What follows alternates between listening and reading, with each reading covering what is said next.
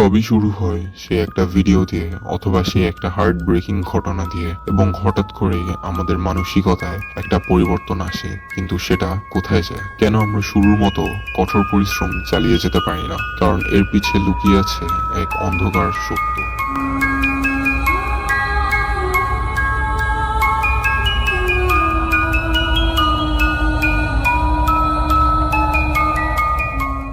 জীবনের কোনো না কোনো সময় প্রতিটি মানুষই হার্ট ব্রেক ফেস করে। সেটা হতে পারে রিলেশনে চিটেড হওয়া, অথবা বাবা মায়ের কাছ থেকে খারাপ ব্যবহার, অথবা এরকম কিছু। কিন্তু তারপর তার ভেতরের আসল পুরুষটি বেরিয়ে আসে। সে বুঝতে পারে যে এই নিষ্ঠুর পৃথিবীতে কেউ তাকে বাঁচাতে আসছে না, সাহায্য করার জন্য। তাই সে কঠোর পরিশ্রম করতে শুরু করে। কিন্তু এটা তার পরিশ্রমী মানসিকতা। কিন্তু সে এটা কোথা থেকে পায়? সে এটা পায় সফল মানুষদের কাছ থেকে, যারা সেই কঠিন সময়ের মধ্য দিয়ে গিয়েছে এবং তাদের ডেস্টিনেশনে পৌঁছেছে। ছোট ছেলেরা এই কথাগুলো তাদের মোটিভেশন হিসেবে গ্রহণ করে, কিন্তু এটা লজ্জা এবং হতাশার বিষয়। সে খুব কম টিনেজারই ফাইনাল ডেস্টিনেশন পর্যন্ত পৌঁছাতে পারে। এখন বড় প্রশ্ন হলো, কেন এমনটা হয়? কারণ সমস্যাটি হলো তরুণ ছেলেদের মধ্যে। প্রথমত 60 থেকে 70% ছেলে আছে যারা কেবল এই জিনিসগুলি নিয়ে চিন্তাও করে না। তারা ট্রেন্ডি লাইফ লিড করতে নিজেকে ব্যস্ত রাখে। তারপর আসে 30 থেকে 35% ছেলে যাদের হার্ট ব্রেক হয় কোনো কারণে, এবং তারা বিশ্বের টপ ব্যক্তিদের কথা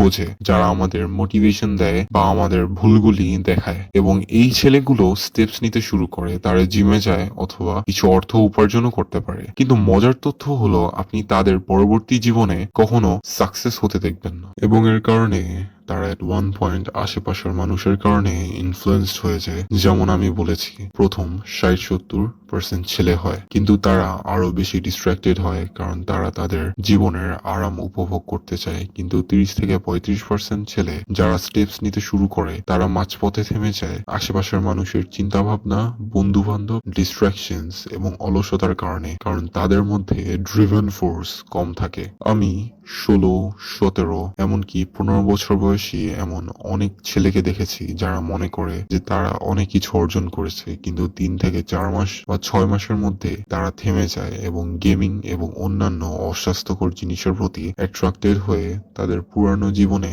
ফিরে যায়। আমি আমার প্রতিটি ভিডিওতে বলেছি যে প্রতিটি মানুষের জীবনে সবচেয়ে বড় সমস্যা হলো খারাপ ইনফ্লুয়েন্স। আপনি আপনার লাইফে দেখতে পারবেন এমন অনেক, যে একজন 18 বছর বয়সী ছেলে খুব কঠোর পরিশ্রম করছে, এবং তারপর একজন 40 বছর বয়সী ছেলে যে তার পুরো জীবন নষ্ট করেছে ড্রিঙ্কিং, স্মোকিং, বন্ধুদের সাথে আড্ডা এবং অ্যাডাল্ট কন্টেন্ট দেখে। কিন্তু এখন 40 বছর বয়সে সে কঠোর পরিশ্রম করার পরিকল্পনা করছে এবং 2 বছরে সে সাকসেসফুল হয়েছে। এবং এর কারণ হলো, আপনি কখনো দেরি করেন না, আপনি কখনো খুব তাড়াতাড়ি হন না, আপনি আপনার জীবনের সঠিক সময়ে সঠিক জায়গায় আছেন। মানসিকতা এবং প্রথম স্টেজ গুরুত্বপূর্ণ, কিন্তু এখন প্রশ্ন আসে, কেন তাদের বেশিরভাগই চেষ্টা করার পরে হাল ছেড়ে দেয়? এর পেছনের আসল কারণটা আমি তোমাকে ব্যাখ্যা করব। তোমার চারপাশের দিকে তাকাও, সেই ছেলেদের দিকে তাকাও যারা কনসিস্টেন্টলি অ্যান্ড্রু টেটের ভিডিও দেখছে, কঠোর পরিশ্রম শুরু করে, কিন্তু তারা হাল ছেড়ে দেয় মাঝপথে।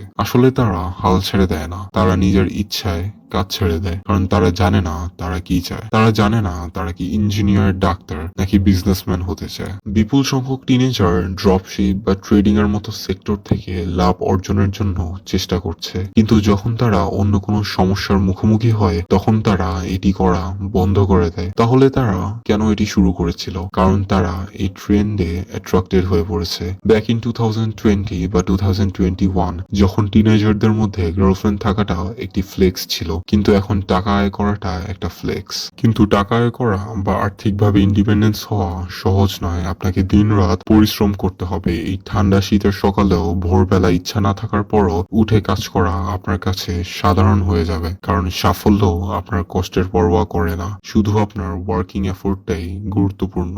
যেমনটা আমি পপ কালচারের ট্রেন্ড বলেছি, টিনেজাররা অনলাইন জগতের দ্বারা ইনফ্লুয়েন্সড হয় এবং এটি অন্যদের একই কাজ শুরু করতে এনকারেজ করে, কিন্তু শেষ পর্যন্ত তাদের হাতে কিছুই থাকে না। কারণ সাফল্যের জন্য সবচেয়ে গুরুত্বপূর্ণ বিষয় হলো পরিশ্রম, ডিসিপ্লিন এবং মেন্টাল স্ট্রেংথ। মজার বিষয় হলো আজকের টিনেজারদের কাছে এর কিছুই থাকে না, তারা কেবল অর্থ চায়। তারা এত কঠোর পরিশ্রমের জন্য তাদের নিজস্ব ইচ্ছা ত্যাগ করতে ইচ্ছুক নয় এবং শেষ পর্যন্ত অর্থের পিছনে ছুটতে গিয়ে তাদের ব্যর্থতার দিকে নিয়ে যায় এবং অন্য পথে চলে যায়। যদি কেউ সত্যি এরকম কিছু করতে চায় তাহলে তাকে কষ্টকে ভালোবাসতে হবে, ত্যাগকে ভালোবাসতে হবে, চোখের পানিকে ভালোবাসতে হবে এবং এত কঠোর পরিশ্রম করার সময় তাকে যে কোনো মূল্যে হাসতে হবে, কারণ এটি কেবল একটি কাজ নয়, এটি একটি ইট যার সাহায্যে আপনি আপনার পুরো ভবিষ্যৎ তৈরি করছেন। ভবিষ্যতে আনন্দের সাথে হাসতে হলে আপনাকে এখনই চোখের জল নিয়ে হাসতে হবে এবং এটি সবচেয়ে কঠিন কাজ যা একজন কিশোর কখনো বুঝতে পারে না, কখনো গ্রহণও করতে পারে না এবং কখনো করতে সক্ষমও হবে না। তুমি কি কখনো তোমার বাবা মাকে নিজের জন্য কাঁদতে দেখেছো?